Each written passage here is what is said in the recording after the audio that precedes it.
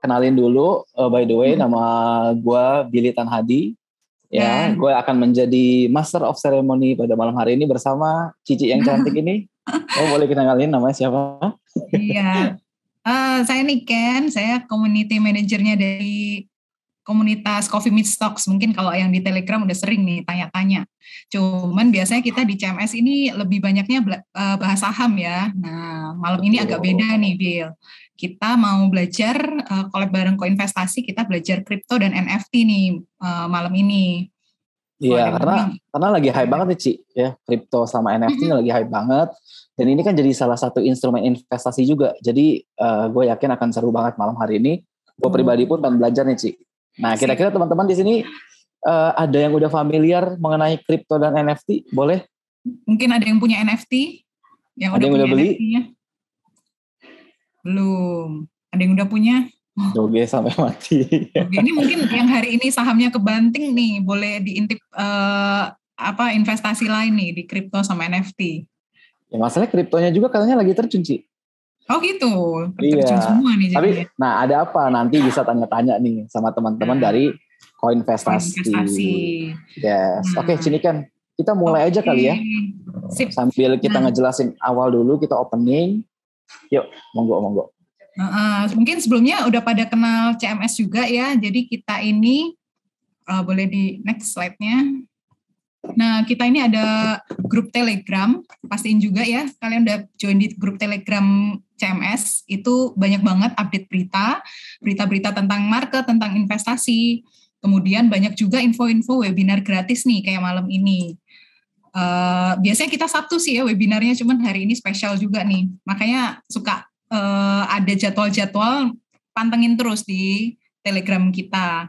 Kemudian juga diskusi tentang market, bisa tentang saham, tentang kripto, tentang segala jenis investasi, mau tanya apapun, kita bisa diskusi di Telegram. Pastiin kalian udah join. Nah, sebelumnya mungkin banyak yang udah kenal Coffee Meets Talks juga, atau yang baru dengar Coffee Meets Talks. Jadi Coffee Meets Talks ini berdiri dari 2019, salah satu foundernya di depan saya ini, Kobili ini salah satu co-founder dari Coffee Meets Talks.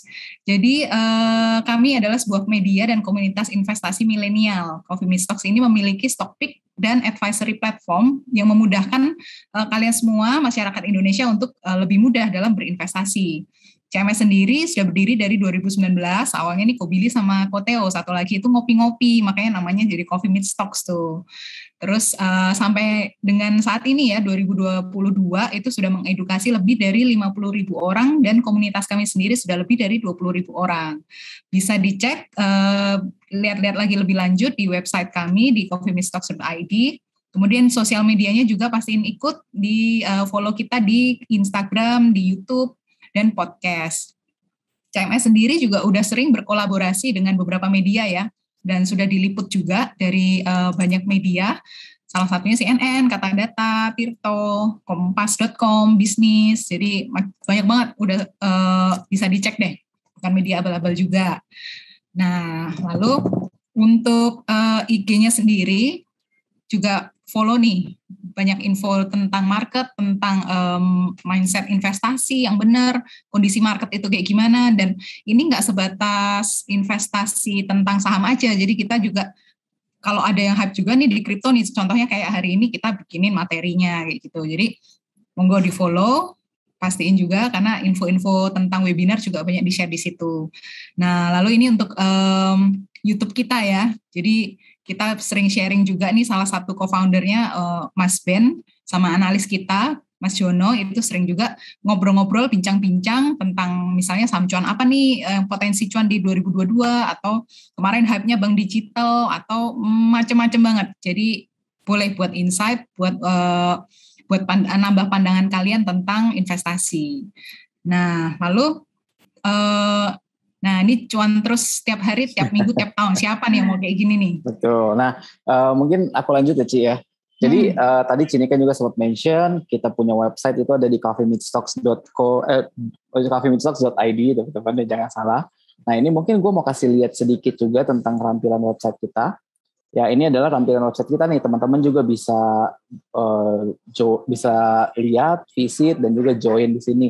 Nanti teman-teman bisa tinggal login aja, jadi kita bisa login for free juga teman-teman. Jadi seperti yang tadi Cinikan cerita, kita itu ada stock pick platform teman-teman. Jadi nanti ketika misalkan teman-teman klik masuk, nanti akan login via Gmail, ya teman-teman nanti login via Gmail aja, nanti akan ada tampilan seperti ini. Nah, ini nanti teman-teman bisa enjoy berita terupdate tentang investment, ya tentang cryptocurrency juga, tapi ini general ya tentang investment. Terus juga ini teman-teman, ini yang mungkin banyak orang tertarik, yaitu stock picks ya, karena kita memang fokusnya di stocks di awal ini ya. Jadi ini ada kurang lebih rekomendasi saham lah teman-teman, ada rekomendasi saham Indo, ada rekomendasi saham juga saham US yang sebentar lagi kita akan launch. Nah, untuk stock picks itu sendiri pun kita ada beberapa kategori nih, kita bikin simplified research-nya. Jadi seperti ini. Jadi tergantung kita pengen trading, misalkan trading pun ada daily trade, ada swing trade gitu ya. Terus ada juga bandarmologi. Jadi nanti teman-teman tinggal lihat aja rekomendasi-rekomendasi dari tim analis Coffee Meets Stocks. Jadi Coffee Meets Stocks itu punya tim analis teman-teman. Jadi sudah tersertifikasi nih. Jadi nggak akan bukan riset abal-abal ya. Jadi dan yang paling penting juga ya, setiap saham yang kita rekomendasikan itu ada alasannya. Nah, ketika kalau misalnya teman-teman klik, nah ini ada simplified research-nya teman-teman. Ya, ini kan kalau kita ngomongin trading, kita ngomongin analisa teknikal ya. Jadi ini ada analisa teknikalnya juga. Jadi teman-teman tinggal dikasih tahu base buy-nya di berapa, stop loss-nya di berapa, dan target price-nya berapa nih, Ci. Nah, selain trading, kalau misalkan teman-teman yang suka dengan investing, kita juga ada rekomendasi value stocks. Nah, ini analisa fundamental juga jelas nih, tinggal base buy-nya di berapa, target price-nya berapa, ya. Jadi teman-teman bisa cuan lah sama-sama, mau dari trading, mau dari investing kalau di Coffee Meets Stocks. Dan juga ini ada reason behind the scene-nya nih, ya behind the company-nya. Jadi ini risetnya pun udah kita simplified, dan teman-teman ini bisa akses. Tapi kalau yang bukan member itu bisa akses, bisa, tapi terbatas. Paling kita batasin 1-2 saham aja. Tapi teman-teman masih bisa pakai, tenang aja. Ada juga e-course-nya, ada juga stock screener, ada juga CMS analyzer ya, teman-teman bisa pakai semuanya. E-course-nya pun kita ada beberapa yang kita buka juga, jadi teman-teman bisa belajar for free juga. Tapi kalau teman-teman yang pengen dapetin akses full-nya nih, kayak gua sekarang tampilannya, ini teman-teman bisa subscribe. Nanti mungkin admin bisa nanti bantu kirimin linknya kalau misalnya teman-teman pengen subscribe ya. Nah, mungkin kalau misalkan banyak teman-teman yang nanya resultnya seperti apa. Nah, resultnya ini ada beberapa resultnya Coffee Meets Stocks. Teman-teman bisa follow IG untuk portofolio kita di @gallery.cms. Kita sharing secara transparan, kita untung dari saham mana, kita rugi dari saham mana. Jadi teman-teman bisa amati performance dari stocks recommendation kita, dari stock picks kita. Ya, ini adalah dari bandarmologi, daily trade, swing trade. Bahkan ini yang hijau semua ini adalah value investing teman-teman ya. Tapi kalau investing itu agak beda. Kita mainnya agak jangka panjang nih. Ya, kebetulan berbulan-bulan, makanya bisa untung dan based on fundamental yang tepat teman-teman ya. Nah, teman-teman, hari ini gua nggak akan bahas saham. Ya, Ci, kita nggak akan bahas saham, tapi kita akan bahas sesuatu hal yang lagi fenomenal, dan ini bisa jadi future teman-teman. Jadi teman-teman harus pastiin bahwa teman-teman fokus, teman-teman niat belajar, karena kita itu berkolaborasi dengan satu media dan community yang kredibel banget teman-teman. Karena sangat susah ya untuk cari partner media dan community yang satu value, yang nggak cuman pengen cuan doang, tapi punya hati untuk edukasi masyarakat Indonesia teman-teman. Nah, kita menemukan namanya adalah Koinvestasi teman-teman. Nah, Koinvestasi ini sendiri itu nanti mungkin bisa tim dari Koinvestasi akan cerita mengenai Koinvestasi itu apa, dan juga ada, kalau nggak salah ada komunitasnya juga, Ci. Jadi bisa belajar mengenai kripto, NFT, metaverse gitu ya. Jadi ini lebih ke arah sana bahasannya. Jadi ini kita kolaborasi. Nah, ini kita udah kedatangan malam hari ini Bapak Naufal. Boleh di on kan kameranya Bapak Noval. Hadir. Bukan Bapak ya. Oh. Bapak. Halo Bro, gimana kabarnya? Mas Noval. Halo Kak Billy, halo Kak Niken. Baik, alhamdulillah. Thank you banget nih udah diajak BTW, rame banget, kacau, keren sih. Parah. Ini teman-teman pada pengen belajar banget sama koinvestasi. Gue mungkin nggak jelasin lebih panjang. Gue kasih waktunya banyak buat koinvestasi, tapi thank you banget buat kolaborasi sama Coffee Meets Talks karena selama ini gue mencari-cari komunitas yang bahas koin tapi tidak mementingkan cuan doang tuh susah. Dan kredibel gitu ya, karena betul. Banyak banget kalau koin tuh, bicara koin tuh kayaknya beda banget sama saham gitu. Saham pun kita bisa misahin ya, gorengan, blue chip gitu. Nah kalau di kripto ini antara blue chip dan koin micinnya naiknya bisa beda banget gitu soalnya. Jadi tertarik yang micin-micin, makanya mohon dijelaskan nih ilmunya. Gimana? Dan satu lagi sih Ci, koinvestasi itu cara menjelaskannya tuh sangat amat jelas. Beda banget kalau misalkan orang-orang yang media-media lain mungkin ngejelasin agak susah ya. Tapi kalau koinvestasi itu sangat mudah ditangkap. Nah, makanya itu cocok banget nih sama tema kita belajarnya kripto dan NFT-nya untuk pemula. Jadi bahasanya juga gampang, bahasanya mudah dimengerti, ya tipikal koinvestasi yang menjelaskannya selalu mudah dimengerti. Siap. Siap. Kalau kayak gitu tidak usah lama-lama lagi, kita persilakan untuk Bro Noval untuk bawain materi. Thank you banget sebelumnya untuk Coffee Meets Talks. Ini kolaborasi kedua kita kalau nggak salah ya Kak. Waktu itu kan course pertama kali dan ini yang kedua. Dan thank you banget, emang kalau ngobrol sama Coffee Meets Talks tuh komunitasnya selalu solid dan rame banget kalau emang ada acara. Jadi ini keren banget bisa sampai 500 orang tuh di hari weekdays lagi, ini hari Selasa kan ya. Iya hari Selasa dan pada niat-niat buat belajar. Thank you banget udah pada luangin waktunya. Dan buat yang belum tahu koinvestasi, jadi kita tuh salah satu media kripto terbesar di Indonesia. Kita udah berdiri sejak 2017 dan kita seperti yang Kak Billy bilang tadi, kita emang di dunia kripto Indonesia itu tujuannya adalah untuk mengedukasi masyarakat Indonesia tentang kripto. Karena biasanya tuh Indonesia kan kalau masalah-masalah inovasi suka ketinggalan at least 5-3 tahun lah. Nah kita nggak pengen itu terjadi di kripto karena menurut kita ini emang salah satu inovasi yang kemungkinan besar ke depannya bakal jadi suatu hal yang keren banget lah dan sangat profitable banget. Karena nggak cuma dari sisi cuannya doang, tapi dari sisi teknologinya juga. Karena kalau misalnya kalian sekarang udah kenal kripto, bahkan udah dengar tentang kripto itu kalian udah termasuk early adopters. Karena sekarang di dunia tuh baru sekitar 5% populasi dunia yang tahu dan hold kripto. Jadi emang kalian tuh early adopters banget. Jadi kalau misal tadi emang Kak Dika juga bilang, Kak Billy bilang lagi turun, harganya itu santai aja sih kalau menurut gue pribadi. Karena ya ini masih early banget dan harganya masih bisa naik banget asal kalian sabar. BTW itu bukan financial advice tapi itu pengalaman gue di 2017 aja. Nah oke, jadi hari ini gue dipercaya oleh Koinvestasi untuk menyampaikan topik terkait NFT atau non-fungible token, salah satu topik yang booming banget nih di pasar kripto.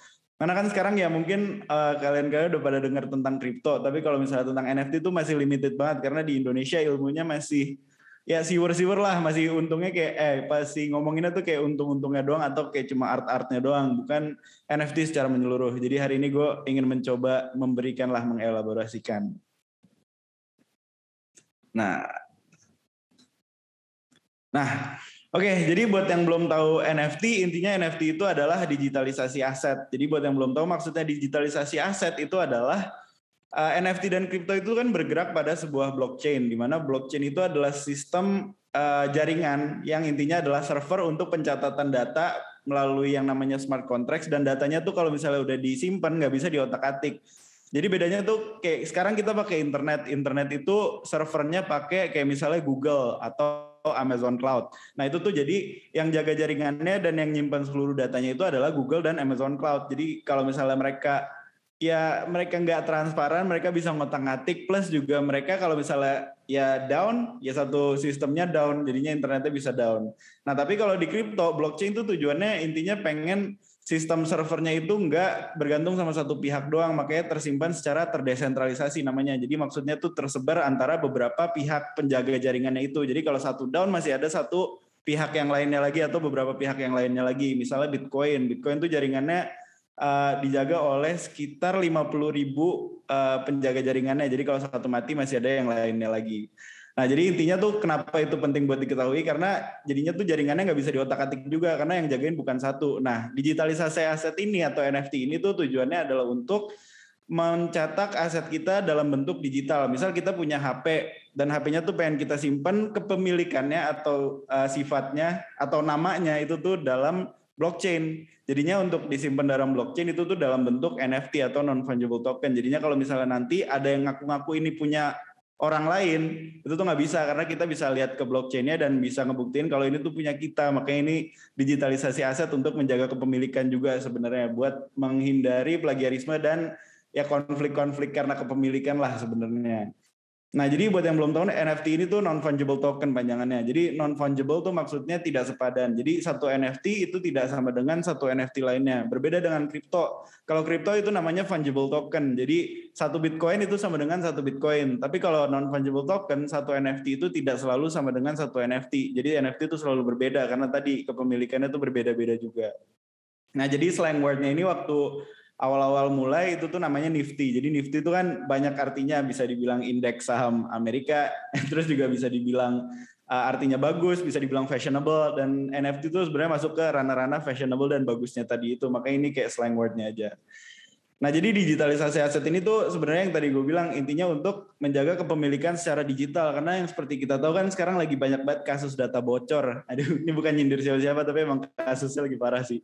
Jadi sekarang kan lagi banyak kasus data bocor, terus juga kerancuan kepemilikan, kayak misalnya sertifikat tanah yang lagi banyak dikonflikin, terus juga lagi banyak kasus-kasus data disimpannya di sini, tahu-tahu keluarnya di sini, jadi kayak aneh-aneh gitulah. Nah, ini tuh salah satu solusinya, di mana semua data digitalnya tuh biar tersimpan pada satu blockchain atau pada sebuah blockchain yang intinya jadi nggak bingung lah, dan juga tersimpan secara aman. Terus kalau misalnya kita udah nyimpan suatu barang di blockchain dalam bentuk NFT, itu tuh menciptakan kelangkaan. Jadi maksudnya kelangkaan ini tuh tujuannya untuk menghindari plagiarisme atau penggandaan secara ilegal. Jadi kan kalau misalnya satu barang itu cuma ada satu tapi di-copy atau dibikin yang palsunya tuh banyak, itu tuh kan kelangkaannya agak menurun karena orang nggak bisa buktiin mana yang sebenarnya asli, mana yang palsu.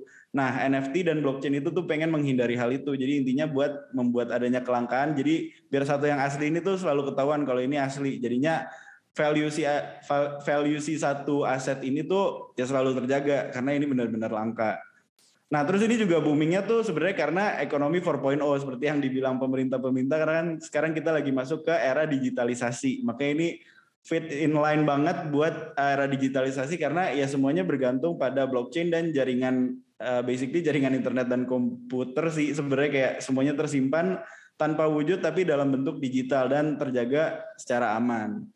Nah, terus di luar itu juga sekarang NFT ini menurut gue pribadi membuat sebuah pergeseran sosial, karena seperti yang kita tahu kan sekarang emang orang-orang lagi ya terjebak di rumah lah kasarnya. Jadi kayak terbatas lah interaksi sosialnya karena ya nggak boleh sentuhan dan karena COVID lah intinya, jadi terbatas. Nah, itu tuh semua harus ada alternatif, karena menurut gue pribadi ini tuh NFT dan blockchain dan semua hal digitalisasi ini tuh mengkompensasi batasan-batasan yang terjadi karena COVID. Jadinya kan kepemilikan barang untuk pindah tangan, bahkan cash. Sekarang kan banyak restoran dan juga toko-toko yang kayak mengajak cashless, tujuannya biar nggak bersentuhan tangan. Nah, ini juga makanya sekarang kita lebih sering ngelihat digital money atau e-cash dan e-money lah intinya. Nah, ini tuh juga pengen dilaksanakan dalam bentuk physical goods atau barang. Makanya sekarang banyak barang-barang dan interaksi-interaksi yang dijadikan dalam bentuk NFT dan kalau misalnya pernah dengar juga metaverse. Makanya itu intinya pergeseran interaksi sosial banget lah di era pandemi ini. Makanya NFT itu sempat booming, ya salah satunya juga karena pandemi. Intinya biar interaksinya dalam bentuk digital. Nah, jadi buat kalian yang taunya NFT itu baru booming sekarang, jadi sebenarnya tuh NFT udah ada sejak 2012. Jadi buat kalian yang belum tahu, kripto itu kan munculnya pertama kali melalui Bitcoin di tahun 2009. Jadi ini karena topiknya sekalian ngomongin kripto kecil, jadinya gue mau elaborasiin sedikit sejarahnya lah kripto. Jadi kan buat kalian yang belum tahu, di krisis di tahun 2005 2006 waktu itu tuh Amerika ada krisis minyak. Terus ujung-ujungnya ya kayak perekonomian turun dan mau nggak mau kebijakan pemerintah tuh harus mendorong pertumbuhan ekonomi yang intinya kebijakan ekspansif. Nah intinya menambah jumlah uang beredar. Nah terus di 2007 itu tuh kebijakan udah diterapin dan perekonomian udah membaik banget. Jadi daya beli masyarakat tuh mulai naik.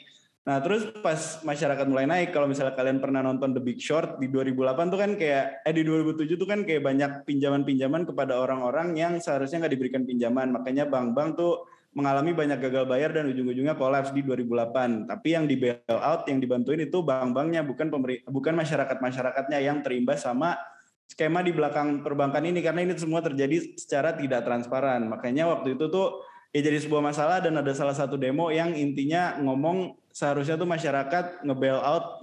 pemerintah nge-bailout masyarakat bukan bank. Karena bank ujung-ujungnya ingin menciptakan ya siklus lagi. Jadinya waktu itu tuh intinya buat menciptakan sebuah transparansi, terus juga sistem keuangan yang amit-amit kalau pemerintah hancur ya ada alternatif, itu tuh muncul Bitcoin di 2009. Nah terus dari 2009 itu kan belum ada banyak kripto. Bahkan Ethereum pun belum ada kalau misalnya kalian tahu Ethereum. Nah jadi waktu itu tuh Bitcoin muncul cuma sebagai sistem peer-to-peer transaction. Jadi kayak semacam e-money tapi decentralized. Jadi maksudnya decentralized tuh yang menjaga jaringannya, terus yang memvalidasi transaksinya tuh bukan satu pihak doang.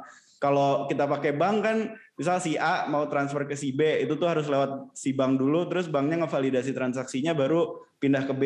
Nah tapi kalau misalnya sistem bank itu kan yang tahu transaksinya dan semuanya dan hal-hal detail informasinya tuh cuma banknya. Nah tapi kalau di kripto tuh di Bitcoin waktu itu tuh kalau si A mau pindahin dana ke si B itu tuh harus lewat validator jaringan Bitcoin yang ada lebih tadi gue bilang dari sekitar 50 ribuan sekarang. Jadinya untuk kemungkinan manipulasi atau kayak kecurangan atau kegagalan transaksi itu semakin lebih kecil karena validatornya banyak, bukan cuma satu doang kayak bank. Nah waktu itu tapi masih fokusnya ke transaksi doang.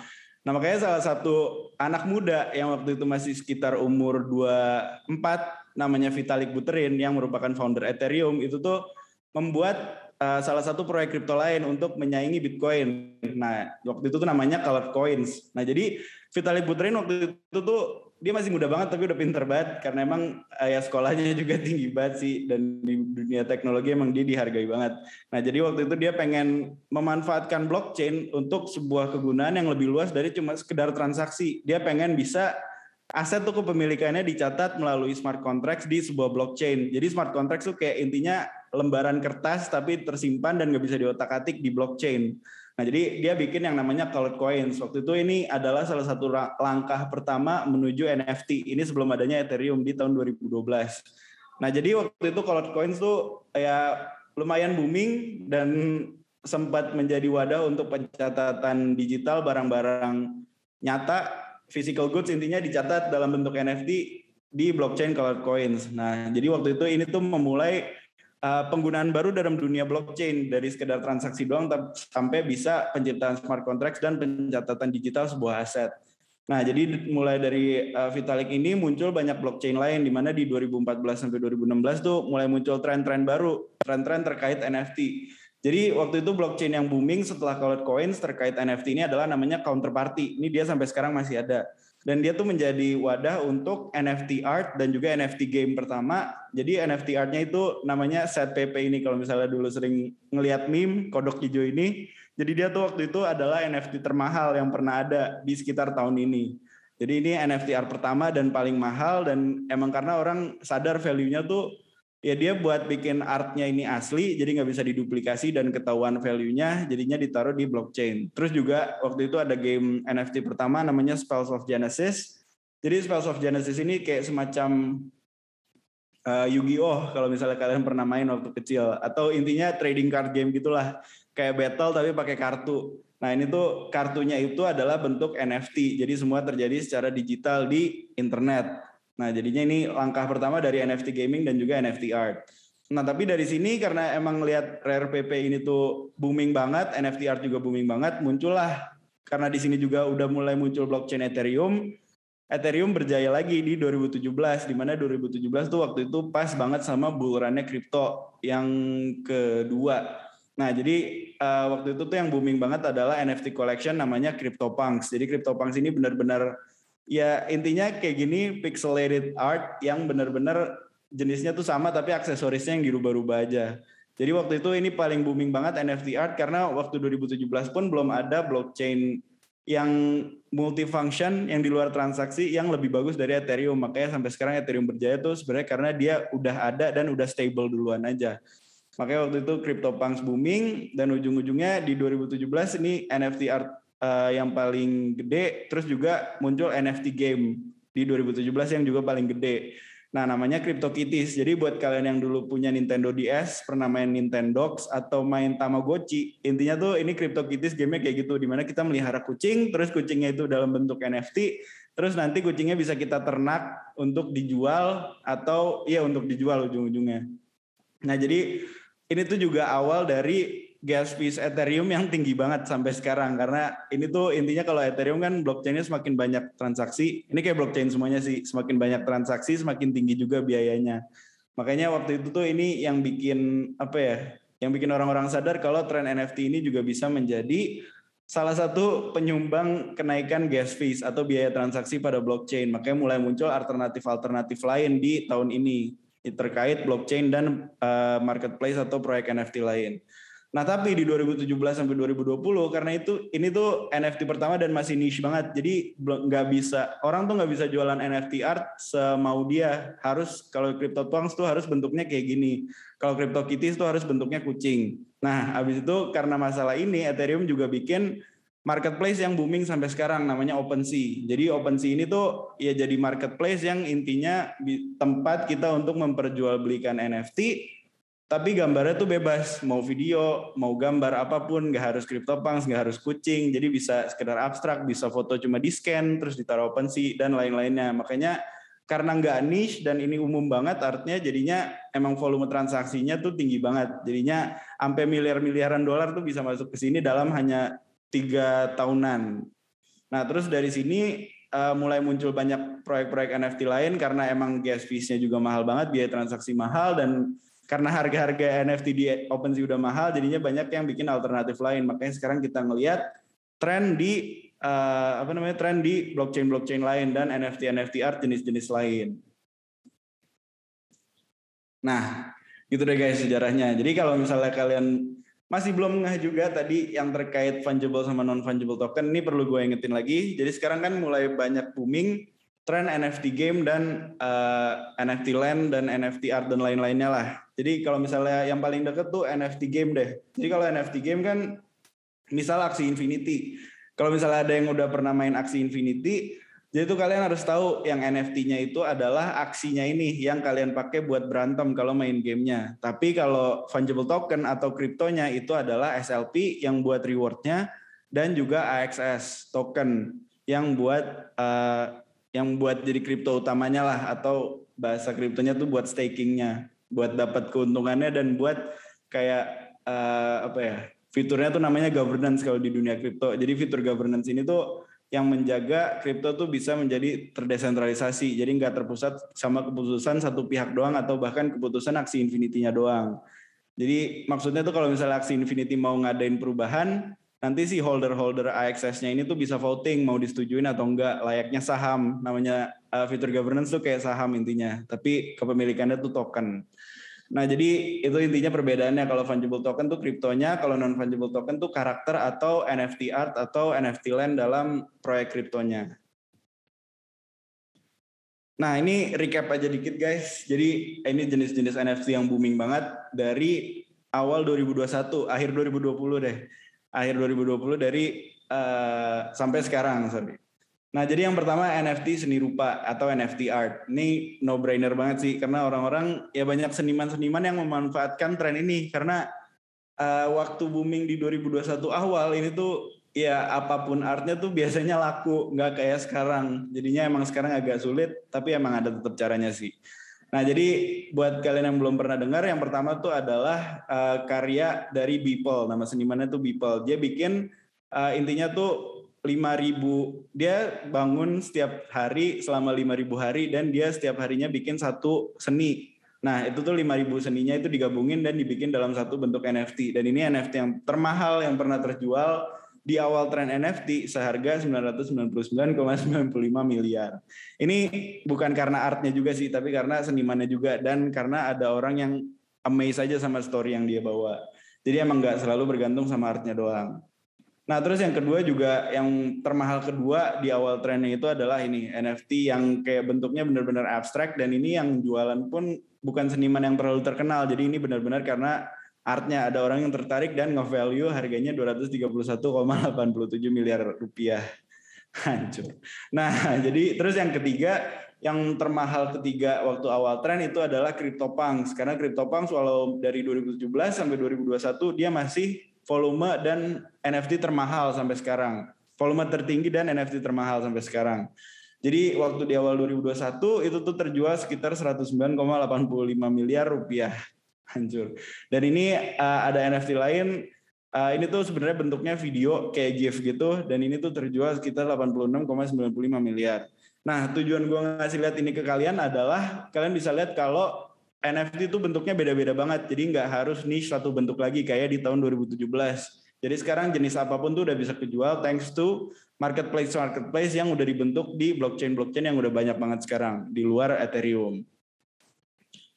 Nah terus juga di luar art atau seni rupa, sekarang musician atau musisi udah banyak yang meng-NFT-kan albumnya. Jadi sekarang tuh yang booming banget yang pertama adalah Kings of Leon. Jadi kalau kalian tahu bandnya, mereka tuh sempat ngejual beberapa albumnya dalam bentuk NFT. Terus ini juga ada Mike Shinoda, penyanyinya Linkin Park. Itu tuh ngejual kayak single debutnya dia sendiri namanya Happy Endings, dan ini dijual dalam bentuk NFT. Terus kalau tahu juga rapper namanya Fire dari Inggris kalau nggak salah, dia tuh ngejual NFT-nya dalam satu album seharga 122.000 atau sekitar 2 miliar lah ya. 2 miliar lah rupiah. Nah terus Deadmau5 juga salah satu DJ yang pasti kalian udah pernah dengar dari kecil karena ini emang DJ yang cukup jadul juga. Jadi Deadmau5 tuh salah satu DJ yang aktif banget di dunia NFT. Dia udah punya proyek NFT-nya sendiri, udah punya metaverse-nya sendiri, udah pernah konser di dunia metaverse sebelum bahkan Justin Bieber yang booming sekarang, bahkan lebih bagus juga. Terus yang sekarang juga lagi ngetren tuh Trilau. Ini Trilau tuh juga musisi. Dan yang paling baru banget itu adalah yang baru tadi malam banget tuh, gue baru dengar, ini pas banget sama acara ini, gue pengen sharing salah satu rapper, kalau nggak salah Lil Baby atau The Baby, lupa. Lil Baby kalau nggak salah. Nah dia tuh ngejual 1 juta kopi albumnya seharga $1. Terus sekitar 3 bulan kemudian alias tadi malam, sekarang tuh harganya satu album tuh $86.000 alias mepet 1,3 miliar rupiah. Dari cuma sekitar 14.000. Itu gila banget sih. Karena emang dianya sendiri yang emang tujuannya buat fansnya, dan ternyata emang kejadian beneran karena emang Lil Baby namanya juga lagi booming banget, dan ya ternyata NFT musiknya tuh benar-benar di value sampai bisa naik kayak gitu. Jadi nggak cuma art doang, jadi musik juga bisa pump kayak gitulah tinggi. Nah terus di ranah olahraga juga sebenarnya tuh banyak jenis-jenis NFT. Jadi ini di ranah olahraga yang termahal yang pernah terjual. Ini CryptoPunks Michael Jordan harganya segini. Terus juga ini boxing legend yang pernah megang 2 gelar. Kalau nggak salah light heavyweight sama middleweight. Terus juga ini LeBron James kalau ada yang nonton basket. Ini sebenarnya highlights karena di ranah marketplace NFT itu sebenarnya ada satu yang namanya NBA Top Shot. Jadi NBA Top Shot tuh jualan highlights NBA dalam bentuk NFT. Dan ini yang termahal yang pernah terjual, LeBron James, harga 308,39 miliar. Terus ini ada Brad Garner, Yankees kalau nggak salah. Jadi dia ada yang bikin NFT bentuk kayak gini, terus terjual seharga 313,03 miliar rupiah. Nah terus di luar tadi cuma sekedar collection, sekarang tuh yang lagi booming juga NFT game kalau kalian aware. Jadi NFT game ini tuh ya intinya yang tadi gue bilang, NFT-nya itu adalah in-game item. Jadi kalau misalnya kalian main apa, Counter Strike atau PB atau FF atau Mobile Legend lah, pokoknya intinya semua skin, semua aksesoris, semua senjata yang ada di game itu dijadikan dalam bentuk NFT. Makanya NFT game itu lagi booming karena emang sistemnya kayak gitu aja. Nah, kenapa sih sebenarnya NFT game itu diciptakan? Jadi buat kalian yang belum aware, intinya kalau game yang biasa tuh kan kayak misalnya Counter Strike deh. Kalau misalnya Counter Strike jangan deh Mobile Legend deh. Mobile Legend kan kalau misalnya mau bikin update ya terserah Mobile Legend aja. Dia nggak harus ngumpulin vote dari komunitas, jadi dia centralize sistemnya dan semuanya tuh tersimpan di servernya dia pribadi yang dia beli dan dia jagain sendiri. Nah beda sama NFT games misal kayak Axie Infinity, yang intinya Axie Infinity tuh bergerak dalam sistem terdesentralisasi, meaning dia tuh bergerak dalam blockchain Ethereum. Sorry. Jadi dia bergerak dalam blockchain Ethereum dan semua datanya tuh tersimpan oleh validator-validator Ethereum yang ada lebih dari sekitar 10 ribuan sekarang. Nah jadinya yang jagain tuh bukan cuma satu. Plus kalau misalnya ada update di Axie Infinity, jadi tuh yang tadi gue bilang bisa ada voting dulu. Ini update-nya disetujuin atau enggak. Makanya sistemnya enggak centralized tapi decentralized. Jadi diomongin bareng-bareng dulu lah baru dilakukan atau enggak.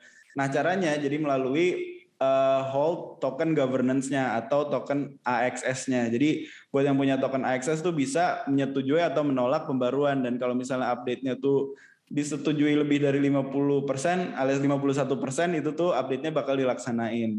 Jadi itu agak-agak advance, tapi intinya kenapa bedanya game NFT, game blockchain sama game biasa tuh itu. Jadi decentralized sama servernya juga berbeda. Nah terus ada NFT Land juga nih sekarang karena emang lagi booming banget Metaverse. Nah Metaverse tuh sama intinya kayak NFT game tadi. Jadi kalau kita bandingin Metaverse yang centralized itu adalah Minecraft, terus Roblox.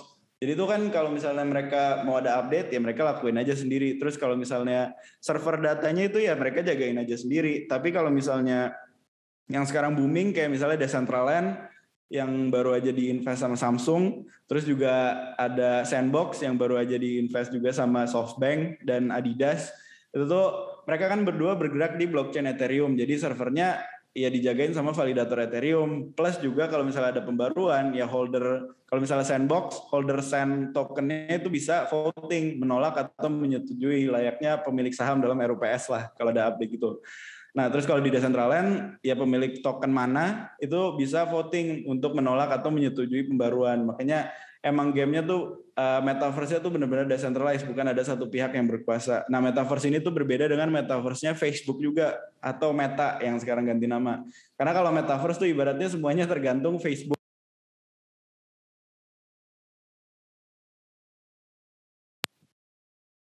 Halo, sorry.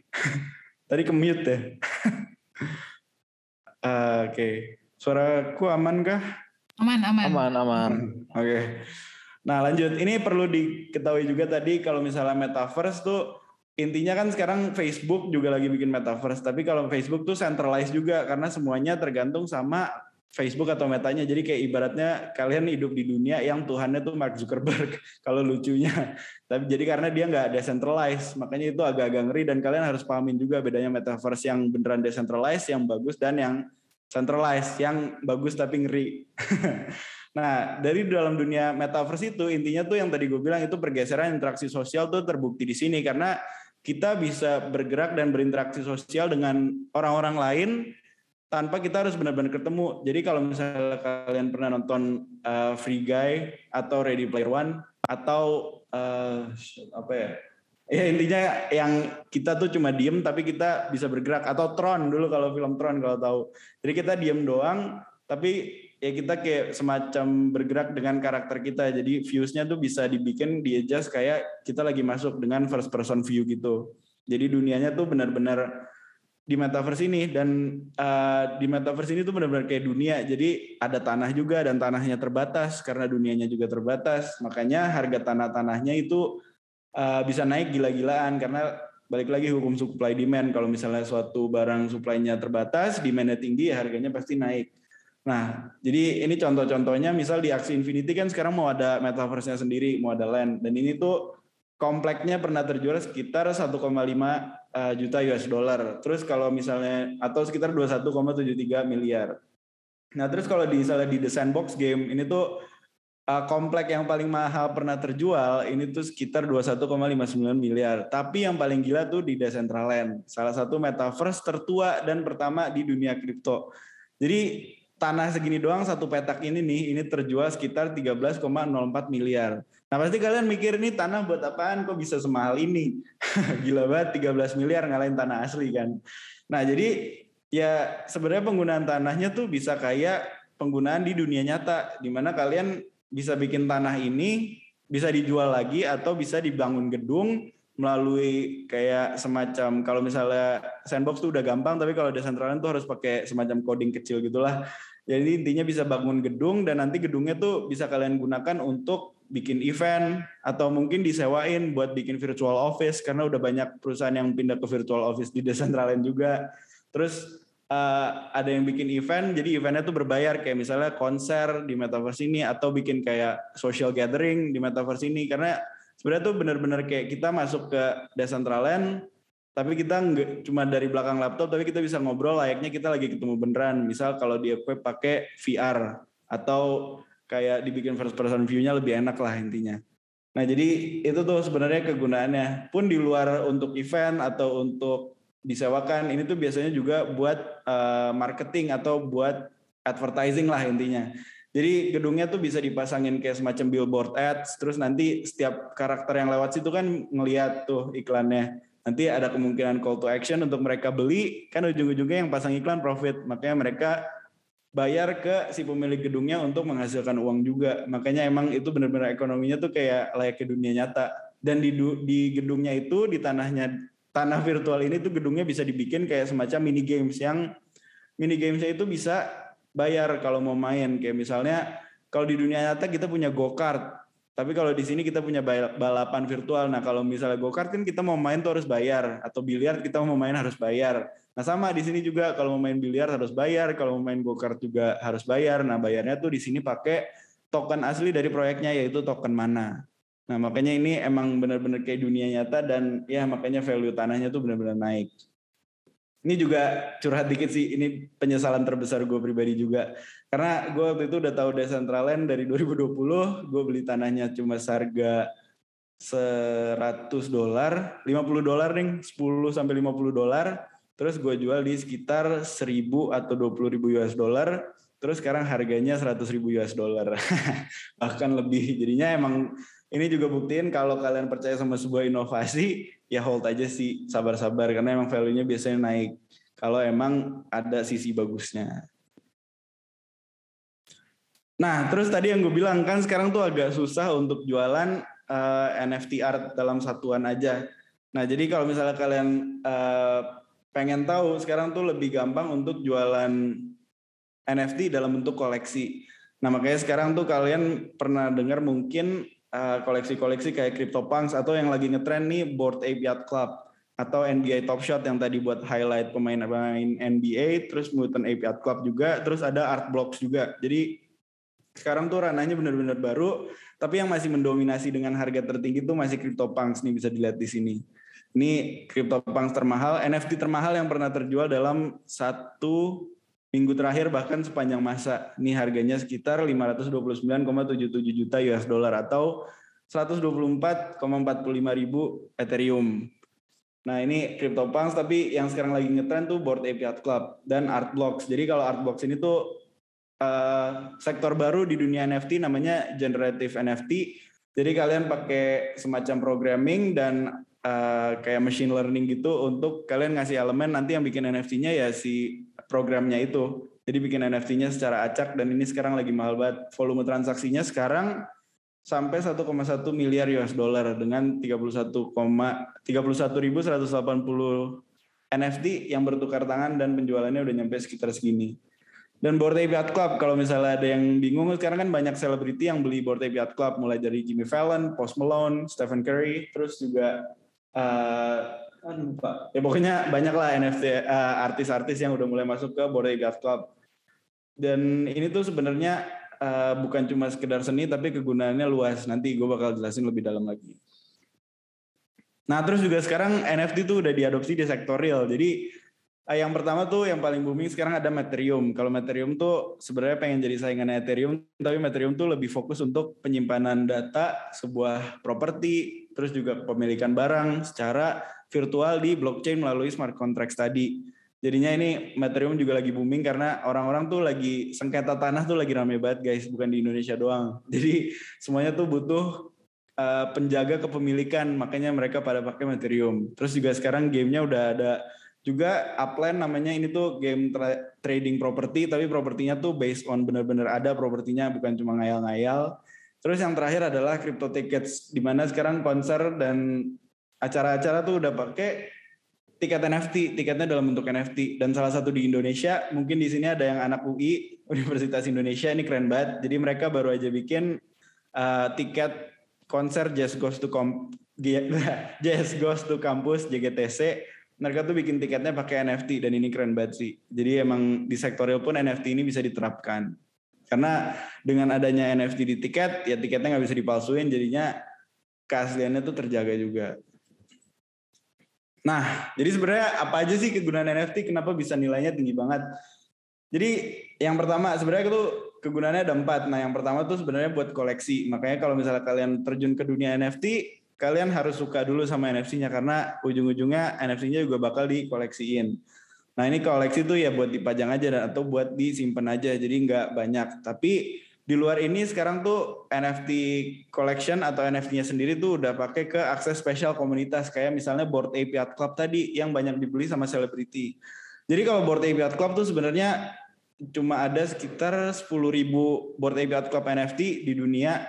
Dan 10.000 itu tuh orang-orangnya, si holdersnya tuh bisa dapat akses ke komunitas spesial. Jadi menurut gue pribadi ini tuh booming karena ngincer networking atau jaringan. Karena kalau misalnya kalian punya NFT ini, kalian bisa kumpul sama artis-artis tadi dan beberapa orang kayak yang ada di Amerika yang anonimus tapi punya Bored Ape Yacht Club dan benar-benar kumpul di yacht atau kayak kapal pesiar.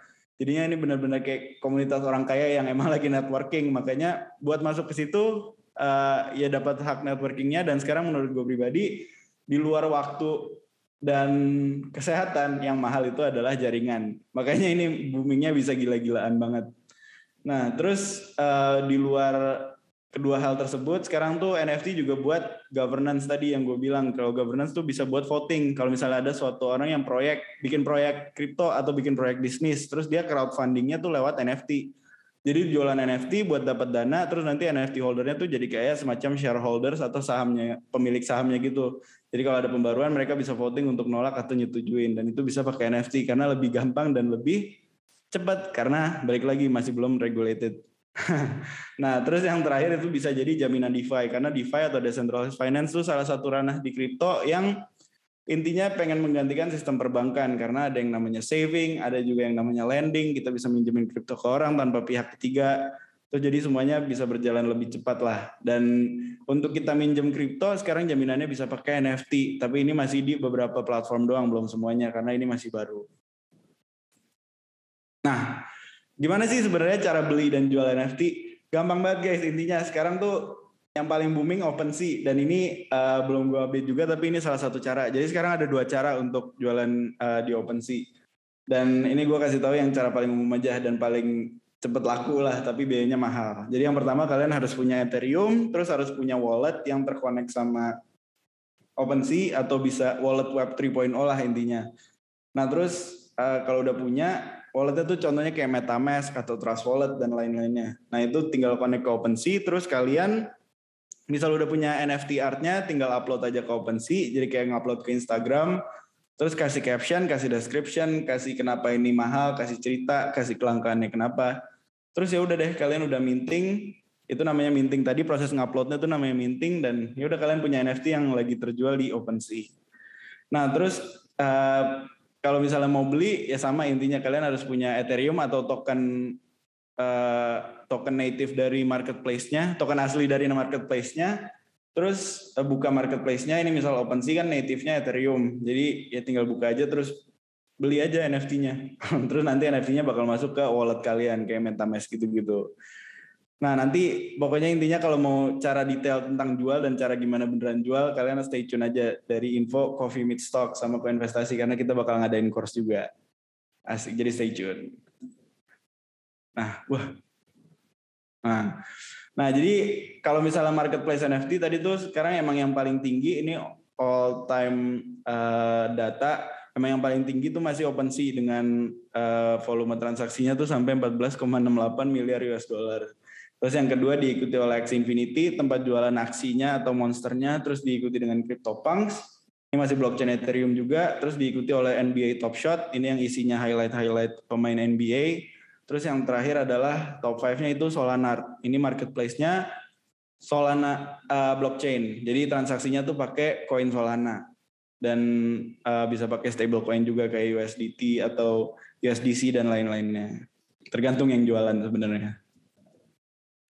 Nah, gitu aja deh guys, singkatnya tentang NFT dan kripto.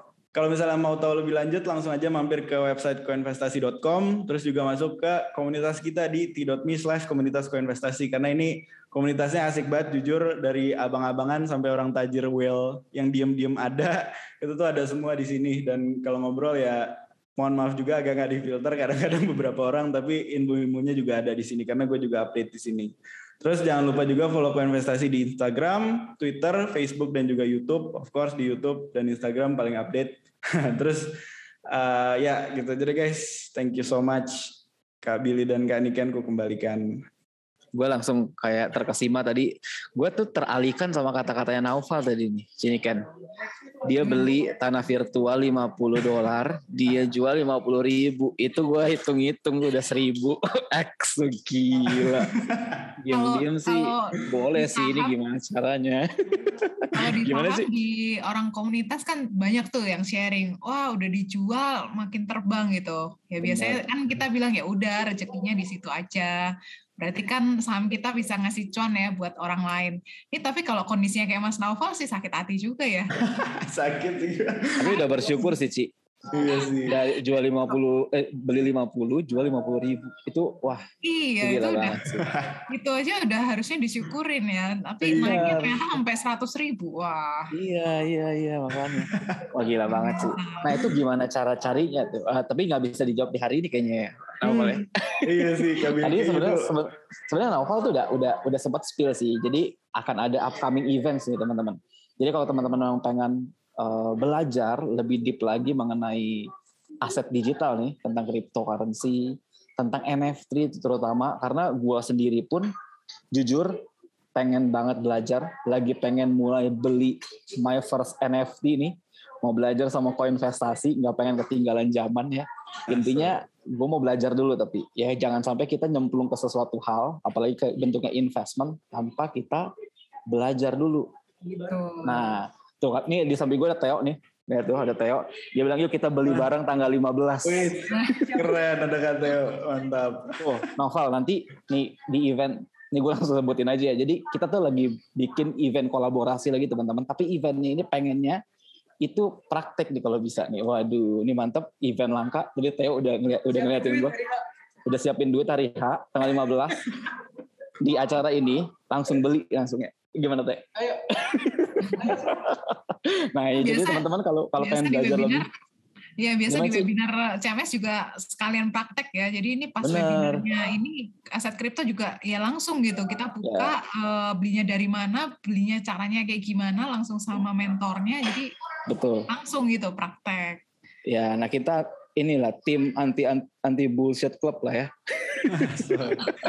Langsung praktek pokoknya ya di sini. Nah, jadi teman-teman yang pengen cari cuan, cara cuan dari aset kripto dan NFT itu bisa kulik di webinar kita bareng Koinvestasi selanjutnya. Nah, tentunya ada mentor-mentor keren. Di sini nanti Mas Ben ada juga, tapi Mas Ben lebih bahas tentang money management karena penting banget, itu fondasi. Jangan sampai nanti beli NFT tapi nggak punya rumah asli, ya cuma punya rumah virtual, bahaya. Tetap kalau hujan kehujanan soalnya. Nah, terus nanti akan ada juga Naufal juga akan jadi mentor nanti di acara ini, di acara cuan dari aset kripto dan NFT, dan juga ada Velita, ya ini juga ada Velita lagi sama-sama kita juga, nanti dia akan jadi mentor juga. Nah, apa yang akan kita pelajarin dan akan kita praktekkan ya ini teman-teman, ya apa itu Bitcoin, karena berhubungan sekali NFT dan Bitcoin, cryptocurrency, blockchain itu sangat berhubungan ya, Naufal ya. Jadi kita nggak bisa mengerti NFT kalau misalkan kita nggak ngerti semuanya. Jadi penting banget gitu. Jadi nanti gue pun pengen belajar banget, bukan cuma pengen belajar tapi pengen praktek. Nah gue yakin banget nih teman-teman juga yang pasti pengen penasaran ini cara minting NFT gimana. Ya cara tadi Naufal cari tuh si tanah virtual tadi yang harganya cuma $50 bisa jadi 50.000 tuh cara carinya gimana sih? Nah gue pun pengen langsung siapin duit lah nanti di tanggal 15 kita pengennya praktek sama-sama nih. Jadi langsung kalau bisa kita hajar di hari ini. Jadi teman-teman nih jam 10 tanggal 15 Januari 2022. Ya itu nanti teman-teman jadi saksinya lah. Nah karena ini event praktek juga teman-teman, jadi kita nggak buka banyak-banyak slotnya, jadi sangat terbatas ya, limited slot. Mungkin kita buka kalau nggak salah kemarin cuma 100 slot. Jadi teman-teman akan belajar ini poin-poinnya kecil teman-teman, dikit, tapi gue yakin meaningnya sangat banyak. Asli ya sekarang aja webinar gratis, kalian ngerasa ada isinya nggak? Kalau gue sih sangat tercerahkan. Nah dan pengen penasaran lagi, pengen kulik lagi, pengen beli. Ya karena namanya investment ya teman-teman, kalau kita nggak up to date, nah ini nih tren terbaru di industri kripto atau di industri investasi, itu kalau kita nggak update kita ketinggalan zaman. Nah that's why gue juga pengen teman-teman yuk sama-sama gue ajak teman-teman buat belajar sama-sama di acara kita tanggal 15 Januari. Terima kasih untuk koinvestasi ya Mas Noval sama Ci Renita. Kemudian terima kasih juga nih untuk peserta hari ini, luar biasa banget. Tadi bahkan bisa sampai 600 orang ya ini di hari weekday, malam-malam pula. Wah ini makasih sekali atas antusiasmenya. Semoga materi hari ini bisa berguna buat kalian, bisa membawa jadi ilmu buat kita semua. Cuan terus di tahun 2022 kita bisa makin berkembang, makin belajar banyak hal yang tentunya bisa bikin kita jadi pribadi yang lebih baik. Gitu aja mungkin dari Coffee Meets Stocks dan Koinvestasi. Terima kasih teman-teman semua. Sampai ketemu lagi.